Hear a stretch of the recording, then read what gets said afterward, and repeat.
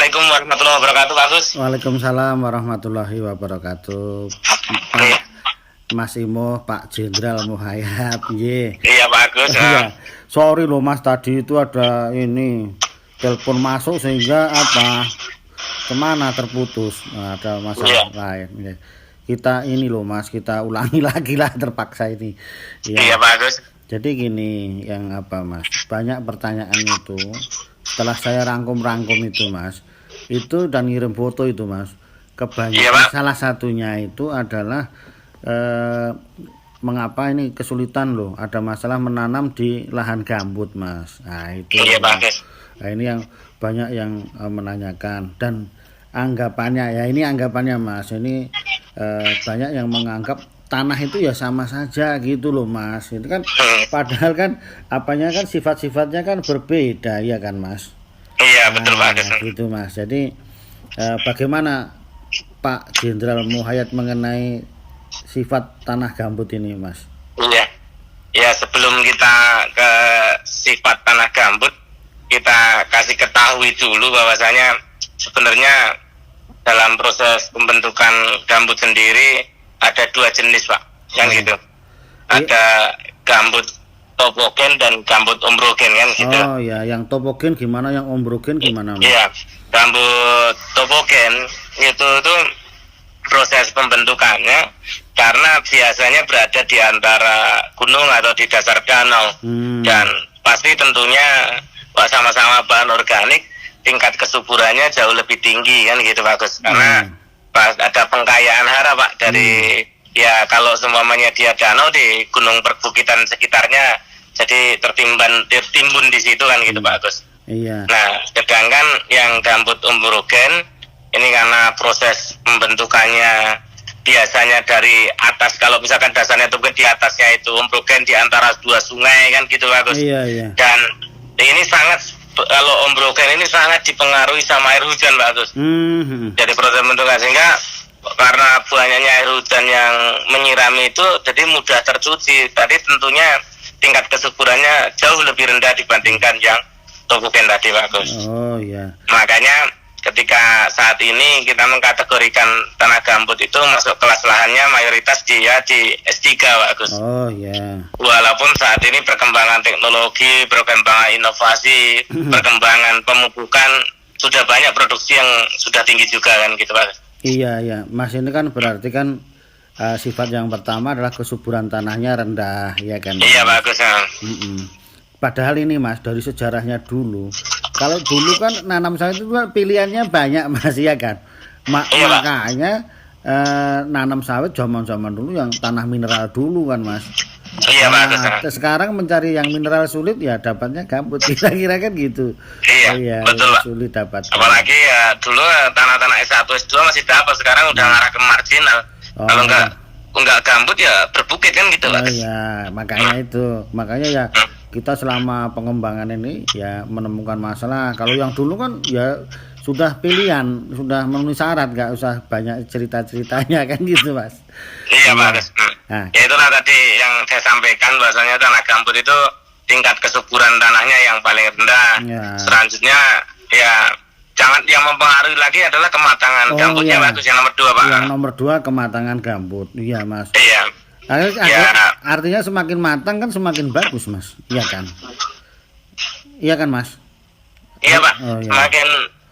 Semakin matang juga semakin bagus Pak Gus. Jadi urutannya dulu yang kita nyebutkan, jadi gambut matang itu sapris, gambut setengah matang itu hemis, gambut mentah itu kan hibrid Pak Gus. Jadi otomatis yang sapris dia memiliki tingkat kematangan jauh lebih baik dibandingkan hemis maupun hibrid bagus. Oh ya, namanya kan bahan organik Mas ya kan, melapuk masih fibris, masih dapat fibernya, kira-kira kan gitu kan. Iya betul bagus.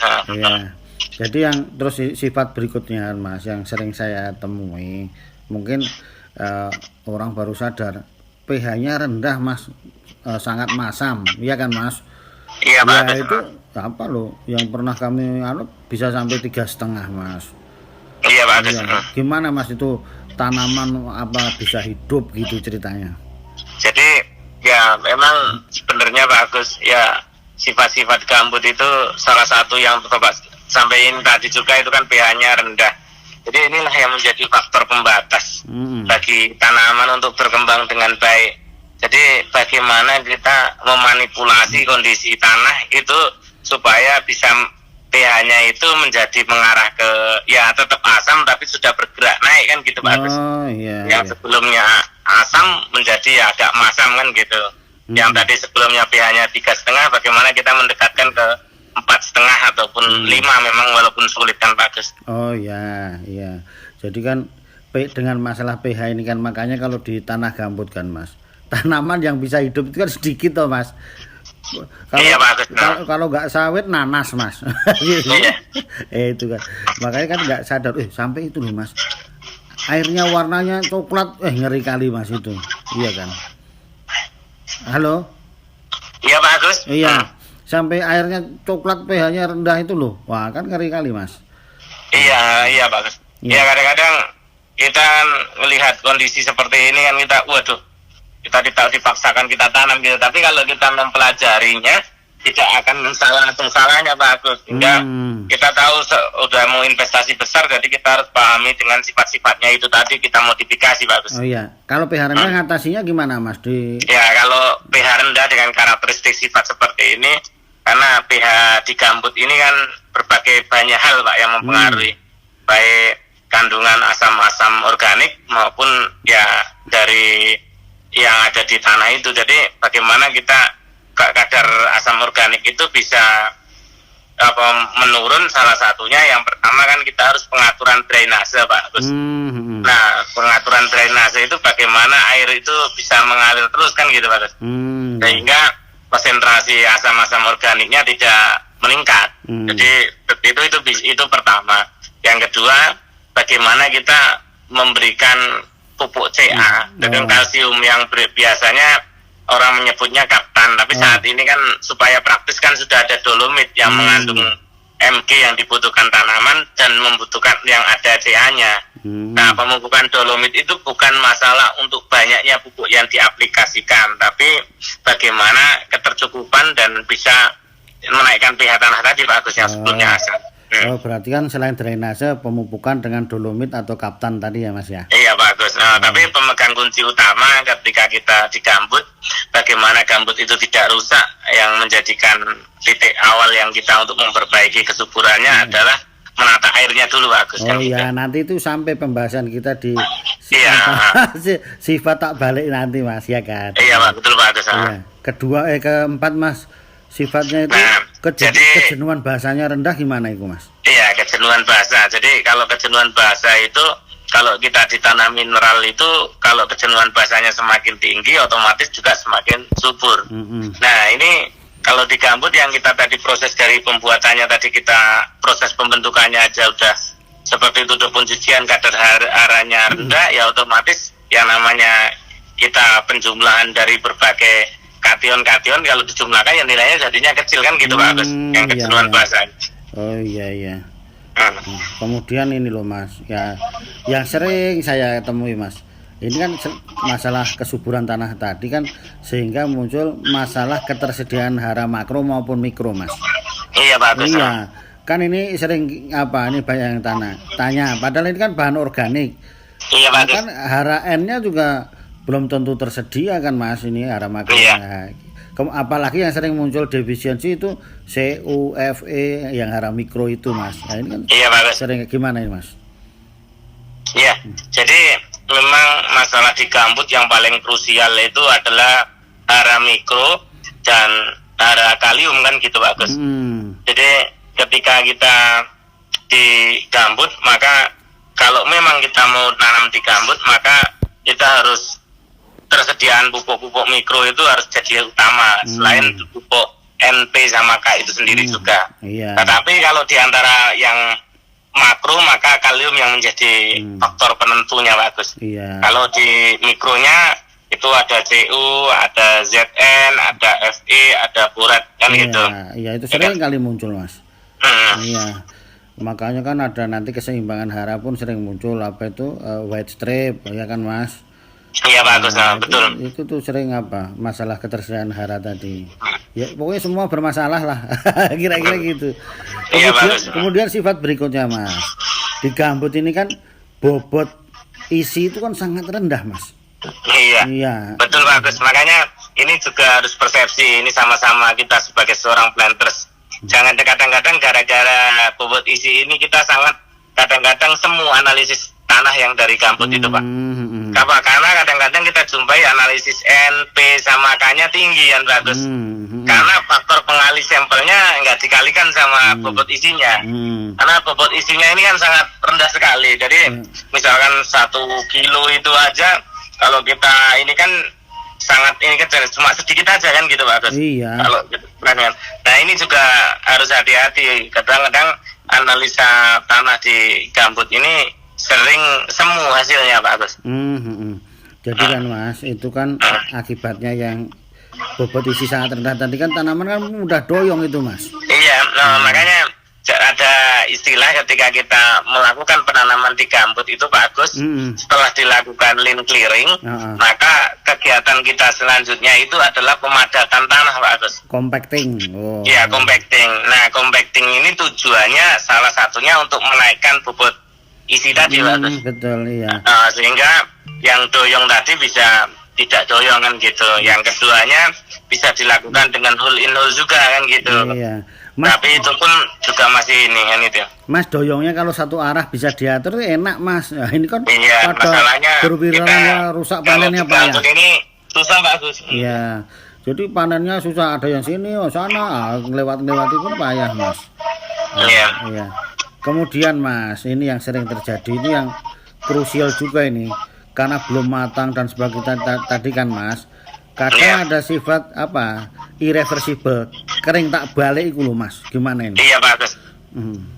Nah, jadi ini yang bikin menarik ini Pak Gus di gambut. Jadi sifat karakteristik kering tidak balik. Makanya kita sebagai lingkungan hidup maupun kita sebagai seorang planters yang sering dapetin tanah gambut selalu menyampaikan bagaimana tata air. Nah, tujuan utama itu sebenarnya untuk ini bagus dengan menjaga 40 sampai 60 cm permukaan air kan itu. Itu tujuannya sebenarnya untuk mengantisipasi terjadinya kering tidak balik ini bagus. Oh iya, itulah yang utama. Setelah kekeringan nanti kan kering di pelepah bawah, lower front desiccation terjadi ya kan. Iya Pak, betul Pak. Karena kan gini, kalau biasanya kan kita kalau menghitung itu kan berdasarkan potensial air tanah itu Pak, berdasarkan kadar air. Jadi kalau di gambut itu kan ada istilahnya kalau kita ditanam mineral kan ada PF 2,54 kan gitu Pak Gus. Ada titik layu permanen kan gitu misalkan kan gitu Pak. Terus kemudian kapasitas lapang sama titik layu permanen kan gitu Pak Gus. Nah itu sebenarnya digunakan untuk ukuran yang ini juga. Jadinya kadar air di gambut ini masih bisa keserap optimal itu justru malah pada kisaran 300 sampai 400 Pak air persediaan air itu. Persen. Iya Mas. Ya jadi itu faktor titik penting dari sifat gambut tadi. Iya, tadi saya ulangi supaya enggak ini Pak. Mas ada lagi loh Mas. Yang itu tadi Pak, sebentar Pak, yang titik layu permanen di gambut itu kan kita biasa kan terkenal kita dengan PF 4,2 kan gitu Pak. Terus yang kemudian kapasitas lapangnya tadi yang 2,54 kan gitu. Nah itu yang menjadi faktor kunci supaya kita memahami dan kadar itu berada kisaran antara ya di atas ini lah Mas, di atas 300 sampai 400% kadar air itu tadi. Gimana Pak? Ini di samping itu sifat-sifat tadi yang sudah banyak tadi kan Mas, tapi kan sering sifat bawaan tambahan yang sering merugikan di gambut itu adalah itu tadi Mas, setelah kering terus mudah terbakar. Makanya sering kebakaran di tanah gambut kan Mas. Iya. Itu susah ya namanya lah gimana lagi bagus yang posisinya sudah kering tidak balik ada pemicunya kan gitu. Dan yang paling mengerikan lagi bagus kadang-kadang gambut ini bisa di dalam kebakar, di luarnya nggak kebakar tuh Pak. Itu tadi mudah terbakar ini tadi. Itu kalau musim kemarau Mas. Kalau musim penghujan, sifat tadi baik apa tadi Ombrogen nah, itu kan yang di sungai tadi. Iya. Itu kan di antara dua sungai tadi, makanya kalau musim penghujan kebanjiran Mas, ya kan? Nah, Iya.